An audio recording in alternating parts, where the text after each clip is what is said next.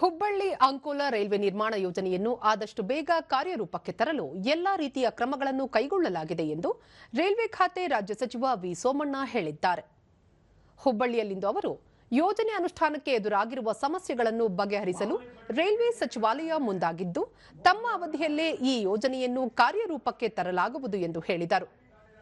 Dharwad Belagavi railway ಮಾರ್ಗ ನಿರ್ಮಾಣ ಯೋಜನೆಯನ್ನು ಜಾರಿಗೆ ತರಲು ಸರ್ಕಾರ ಮುಂದಾಗಿದ್ದು, ಭೂಸ್ವಾಧೀನ ಪ್ರಕ್ರಿಯೆ ಪ್ರಗತಿಯಲ್ಲಿದೆ ಎಂದರು.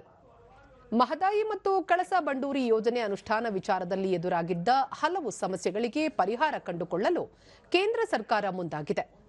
ಅರಣ್ಯ ಇಲಾಖೆ ಹಾಗೂ ವನ್ಯಜೀವಿ ಮಂಡಳಿಯಿಂದ ಅಗತ್ಯ ಅನುಮತಿ ಪಡೆಯಲು ಪ್ರಯತ್ನಗಳು ಮುಂದುವರೆದಿವೆ ಎಂದರು. ಪ್ರಧಾನಿ ನರೇಂದ್ರ ಮೋದಿ ನೇತೃತ್ವದ ಕೇಂದ್ರ ಸರ್ಕಾರ ಕೈಗೊಂಡಿರುವ ಹಲವು ಅಭಿವೃದ್ಧಿ ಯೋಜನೆಗಳನ್ನು ಸಹಿಸಲಾಗದ ಕಾಂಗ್ರೆಸ್ ನಾಯಕರು ಇಲ್ಲ ಸಲ್ಲದ ಟೀಕೆಗಳನ್ನು ಮಾಡುತ್ತಿದ್ದಾರೆ ಎಂದು ಆರೋಪಿಸಿದರು.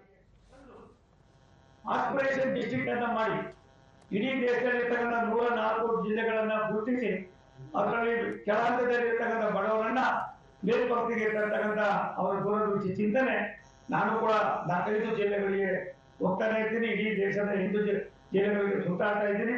ನನಗೆ ಆನಂದ ಆಗ್ತದೆ. ನಾನು ಕರ್ನಾಟಕ ರಾಜ್ಯದಲ್ಲಿ 5 ಬಾರಿ ಶಾಸಕ, 2 ಬಾರಿ ವಿಧಾನ ಪರಿಷತ್ ಸದಸ್ಯ, 2 ಬಾರಿ ಮಹಾನಗರ ಪಾಲಿಕೆ ಸದಸ್ಯ, 6 ಬಾರಿ ಮಂತ್ರಿಯಾಗಿ ಕೆಲಸ ಮಾಡಿದ್ದೀನಿ. ಈ ಕಾರ್ಯವೈಖರಿ, ಮೋದಿಜಿಯವರ ಕಾರ್ಯವೈಖರಿಯನ್ನ 50% ರಾಜ್ಯ ಸರ್ಕಾರಗಳು ಅಳವಡಿಸಿಕೊಂಡಿದ್ದಾರೆ. ಈ ದೇಶಕ್ಕೆ ಇನ್ನೂ ಕೂಡ ಅಭಿವೃದ್ಧಿ ಮಾಡ್ತಕ್ಕಂಥಕ್ಕೆ ಸಾಧ್ಯತೆ ಇದೆ ಅನ್ನೋದು ನನ್ನ ವೈಯಕ್ತಿಕವಾದ ಅನುಭವದ ಮಾತು.